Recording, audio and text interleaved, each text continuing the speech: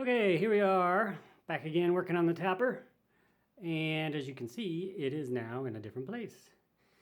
This is its temporary holding spot now that the game is in working order. I decided to get it out of the dining room, which is not much of a dining room until I finish it. The house came with, there was some sports wallpaper on there, so I tore it off and it's been in a state for a while. Springtime, it's gonna get a paint. That's where the Xenophobe is now, but the tapper has moved over to my second game room, which is small, but it's where I do most of my gaming. It's not arcade based. It's become knickknacks, and since I live here alone, it's I can do what I want with it. So it was a kid's room at first, and it had this Harry Potter theme to it, where the walls were hand painted, stone. And I left it because I thought it looked fantastic. Even the overhead light is a interesting design. But the room itself, this is all hand painted wall, and I got my Minecraft stuff up. I got a really large desk in here because I do a lot of working on the circuit boards and stuff. I'll do in here. The Oculus Rift is on there on the wall. Some more transformers and stuff. There's a bunch of those downstairs as well. Racing wheel and stuff. The Bone Busters is over here. So this side right now, this is where Harry Potter posters were. I don't have Harry Potter ones, but I do have some other sci-fi ones I'm going to put up here. And I need some frames, but once I get those, they're going to go up. This is non-functional, but there's candles in there, so if I had to, I could. But I think maybe, I don't know what I'm going to do with that yet. I've been thinking about putting a Minecraft torch, that you could turn on and off with a redstone switch somewhere. I think it might be neat. Just some doodads. So this is a gaming room. But the tapper, what we're going to do today is something a little different from the electronics that we've been doing. And since the game is functional, I thought I'd take some time to work on some aesthetics. So what we're going to do is attack the brass today, I think. And as you can see, I had a pair of these, and they were both pretty poor shape. I don't want to say they're terrible. This one's got some red paint on it. How on earth it got there, no idea. This one has a gouge. The other set was painted though. I didn't realize they were painted.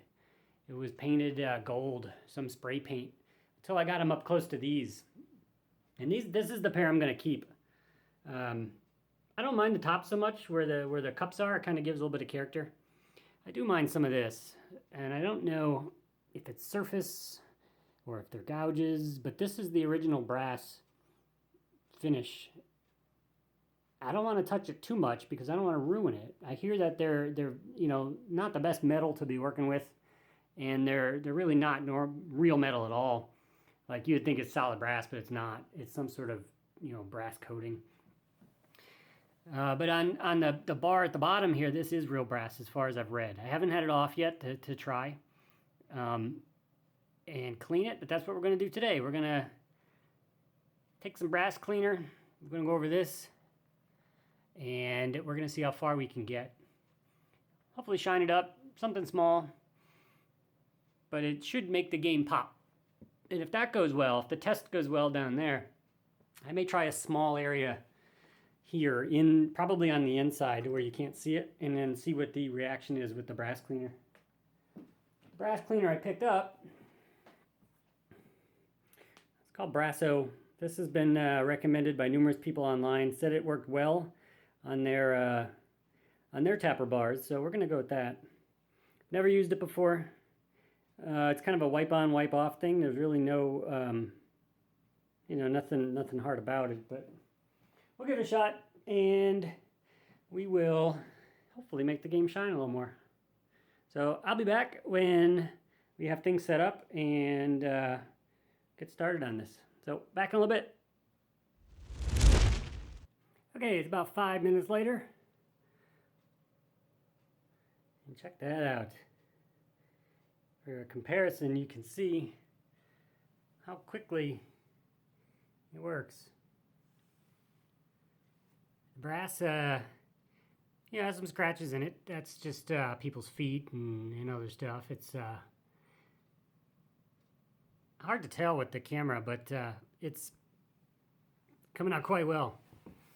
Here's the old dirty, brass, and the new brass is, well, it's not new. It's still got its issues.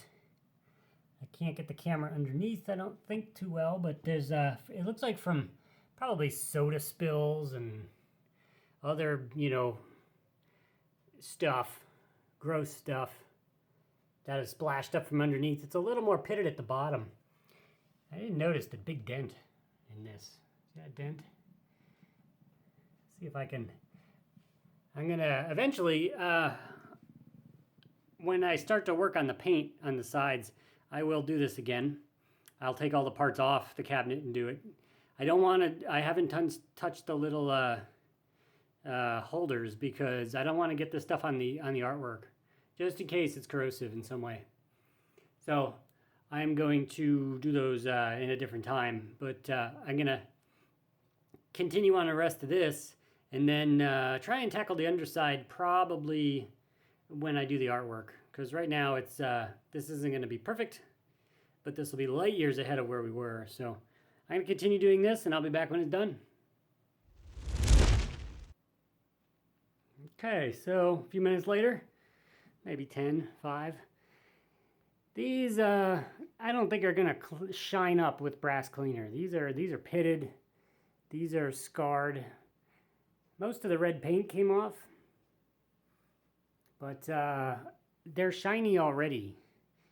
The tops are, they may have been painted at one point. I'm not quite sure. But the brass themselves came out, decent. A lot of the surface crud and corrosion or brass patina, came off. But these are well loved. So I may actually just leave them the way they are, unless I can find a better process for cleaning them. But I've read they're nearly impossible to restore back. But the bar came out fantastic for a first pass. You can see the difference. I showed the other one before, but I did not touch the plates yet. And they are still really, really dark. But the brass came out pretty nice. You can see all the scratches from feet. I did not put those scratches in there. The swirls and stuff are just from the reflection of the camera mostly. It's gonna be hard to see in the bottom. I don't think I can get my camera under there, but it's not perfect. There's a lot of corrosion. That would not come off with the brass cleaner. Maybe it just needs a second pass, but it's almost red. It looks red. It's hard to tell in the light.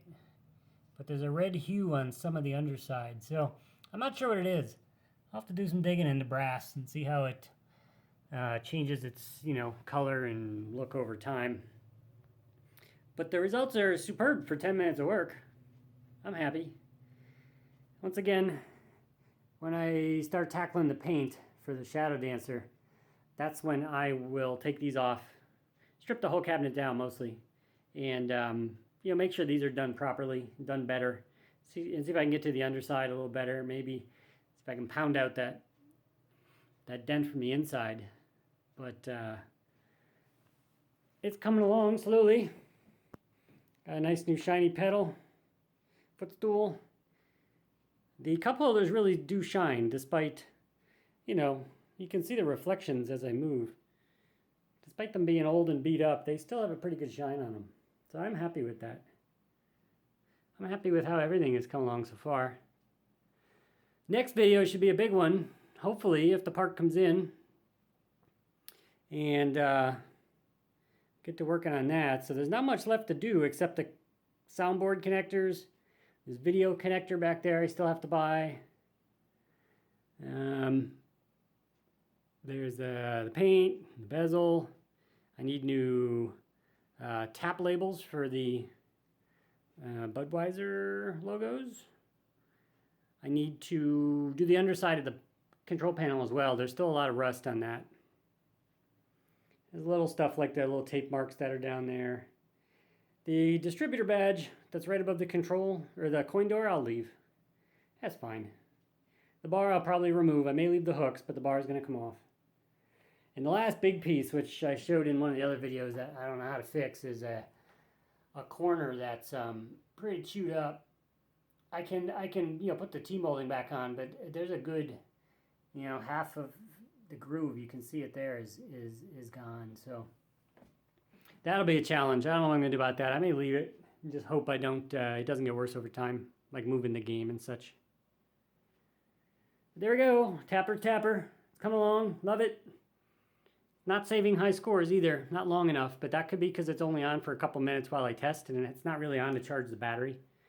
The battery's on the arcade shot board because it existed on the original power supply, which I don't have. And that's another thing. With time, I will acquire the original parts to get this thing back to being original in terms of, PCBs and whatnot. But I just want a complete tapper. And it's almost there, and I'm happy. So, till the next one, enjoy. If you like this video and you want to see more, hit that thumbs up and subscribe button. I have other arcade and pinball videos on the channel you might be interested in, like this one, and this one, even this one. Thanks for watching.